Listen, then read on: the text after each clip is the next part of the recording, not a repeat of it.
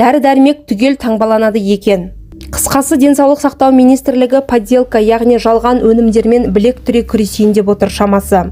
Осылайша нарықтан сапасыз препараттарды алып тастауға әрекет жасайдымыз.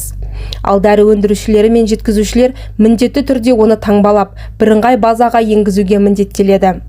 Ең маңызды тұсы осы айтып отырған жаңашылдығымыз дәрі-дәрмектің бағасына әсер етпейді деп сендірді жауапты министрлік. Құптарлық. Жалпы Қазақстан аумағында рұқсат етілмеген препараттарды сақтап, сатып, пайдаға белшеден кенелгендердің біршамасы ұсталған. Жалпылама бас-аяғы 45 хаттама тіркеліпті 1 жылдың ішінде. Ал Алматыда медициналық өнімдерді шығаратын жерасты цехы, яғни тұтастай қоймасы бар екені анықталған.